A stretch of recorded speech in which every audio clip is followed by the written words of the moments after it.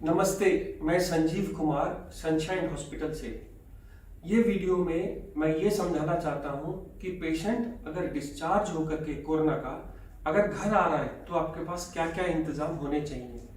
जैसा कि आप देख रहे हैं, मैं जस्ट अभी हॉस्पिटल से डिस्चार्ज होकर घर आया हूँ। अब मैं आपको घर के अंदर लेके चलता हूँ।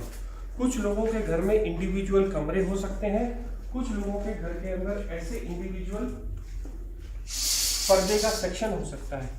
ये वो मेरा कमरा है जो मेरे पेशेंट के लिए होना चाहिए जब मैं अपने घर में आ जाऊँ। अच्छी लाइटिंग और एयर, खाने के लिए adequate fluid, juices, soups, cut fruits, entertainment के लिए रीडिंग इंस्ट्रूमेंट्स या मोबाइल।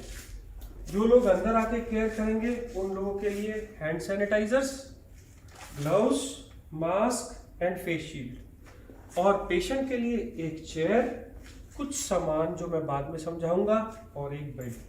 मान लीजिए मैं आज डिस्चार्ज होके घर आया, आने के बाद मैं आराम करूंगा।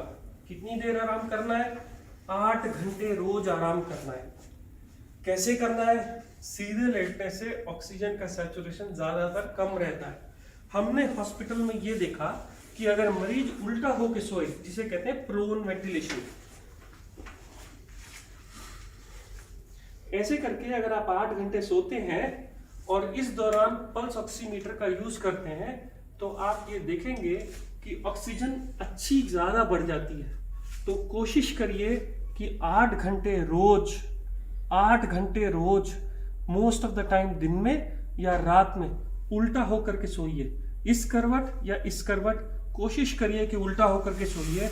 और एक पल्स ऑक्सीमीटर आपके पास हमेशा होना चाहिए जो आपकी पल्स की सैचुरेशन 95 और 100 के बीच में बताता रहे, तो आप अच्छे हैं।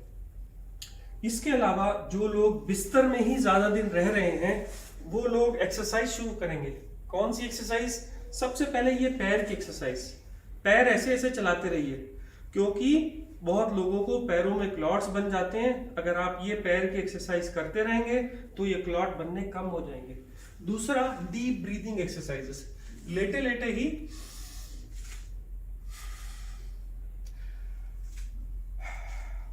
गहरे गहरे हल्के हल्के सांस लेना है। हमेशा नहीं लेटे रहना। 3-4 घंटे बाद या तो टेक के साथ और या बेड के किनारे पे, अगर आपकी हिम्मत है, बेड के किनारे पे एक्सरसाइज करने की कोशिश करनी है। कौन सी? पैर चलाना है, हो सके तो हाथ चलाना है, और हो सके तो डीप ब्रीथिंग एक्सरसाइजेस करने की कोशिश करनी है। जैसे जैसे टाइम बीतता जाएगा, 1 महीने तक कमजोरी रहती है, 15 दिन बाद के आसपास कमजोरी कम होने लगती है। जब आप खाने का, पानी का ज्यादा ध्यान रखते हैं तो आदमी की कंडीशन इंप्रूव हो जाती है। उसे 3-3, 4-4 घंटे पे कुछ खाने के लिए चाहिए। दूसरी ब्रीदिंग एक्सरसाइजेस, ऐसे रेस्पिरेटरोमीटर्स आते हैं। अगर एक रेस्पिरेटरोमीटर को करना क्या है, ये 3 बॉल्स रहती हैं, एक फूंकने का इंस्ट्रूमेंट रहता है।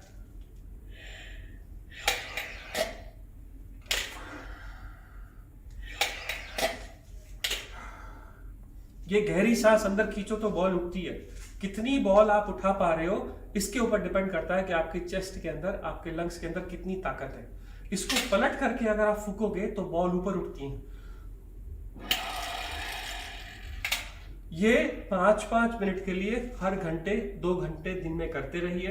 इससे 2 बातें होंगी, आपके लंग्स के अंदर कैपेसिटी बढ़ जाएगी, आपकी ब्रीदिंग कैपेसिटी बेटर हो जाएगी। जब ये चीजें आप बेड में करने लगेंगे, उसके बाद आप बेड से बाहर निकलिए। बेड से बाहर निकल के 1 घंटा, आधा घंटा कुर्सी पे बिताइए, जिसमें आप अपने पैर रेगुलर चलाते रहेंगे। ब्रीदिंग एक्सरसाइजेस, आर्म्स बाहर ले जाके सांस खींचनी है, आर्म्स अंदर ला करके सांस छोड़नी है, पीछे खींचनी है, आगे छोड़नी है। ये एक्सरसाइजेस आपको रोज करनी है। इसके अलावा कोशिश हो तो रोज 10-15 मिनट पूजा भी करनी है, क्योंकि इससे फेथ बढ़ता है और इससे आदमी में बाहर निकलने की ताकत आती है। हमेशा मास्क लगा के नहीं रहना, जब कोई कमरे के अंदर आता है तभी मास्क लगाने की जरूरत है, अदरवाइज आप बगैर मास्क लगाए रह सकते हैं। जब कंडीशन चेयर से भी बाहर निकलने से बेटर हो जाएगी तो कोशिश करिए अपने कमरे में थोड़ा सा टहलें या कमरे के बाहर जाके थोड़ा सा टहलें। दूसरी बात, खाने पे बहुत ज़्यादा ध्यान रखना है।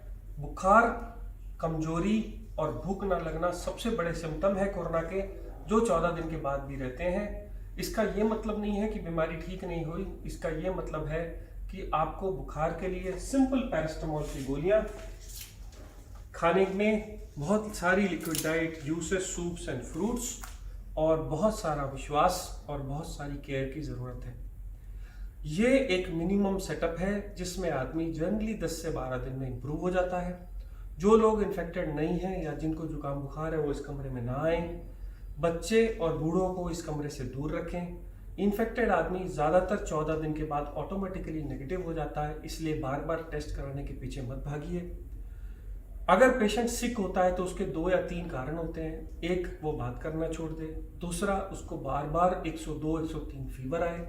तीसरा, उसका पल्स ऑक्सीमीटर में सैचुरेशन 95 से कम दिखाने लगे। ये वो वार्निंग सिग्नल है जिसमें आप डॉक्टर की एडवाइस लेंगे, अदरवाइज आप जल्दी ठीक हो जाएंगे। ये कोरोना केयर उन सब लोगों के लिए है जो घर में रिकवर हो गए हैं या हॉस्पिटल से डिस्चार्ज होकर घर अभी अभी आए हैं, जो कि 10-12 दिन के अंदर अंदर अपनी नॉर्मल लाइफ में वापस आ जाएंगे। मैं doctor Sanjeev Kumar, sunshine hospital से बोल रहा हूँ।